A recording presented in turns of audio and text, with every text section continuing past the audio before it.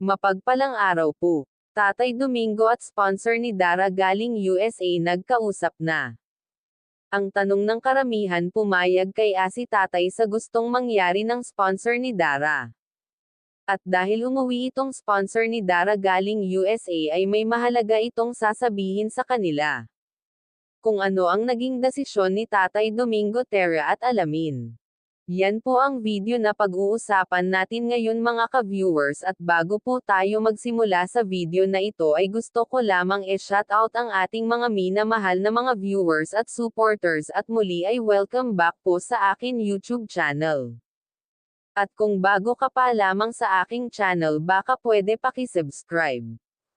Dara sinaprisa ng isa sa kanyang sulad supporters galing USA, at ito ang kanilang pinag-usapan, na pag nakagraduate na nga daw ito si Dara ng high school ay kukunin daw ito ng kanyang sponsor, at dadalhin sa USA. Wow, napakaswerte naman nitong si Dara, sinadya talaga siya ng kanyang sulad sponsor para lang makipag-meet, at take note wala pala itong anak kaya parang si Dara na ang itinuturing nitong anak.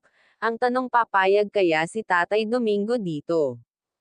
At sa mga sumusuporta sa aking mga video, maraming salamat po. Ito pala ang dahilan ng sponsor ni Dara ang makita sa personal si Dara at makita ang kalagayan nito ngayon.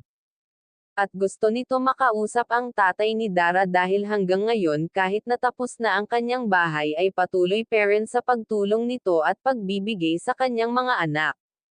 Dara masaya para sa pagkakataon na inoffer ng kanyang sponsor.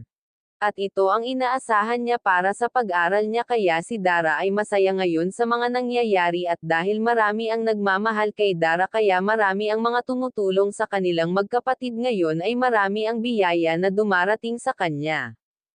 At mahal niya kung ano ang meron siya ngayon. Kaya sa part na ito masasabi talaga natin na maswerte itong si Dara dahil naging party siya ng Team Kalingap. Kaya kung napadaan lamang ako sa wall nyo, wag po muna skip at patapusin po muna ang aking video, at wag nga po pala natin kalilimutan suportahan ang ama ng ating Kalingap na si Val Santos Matubang.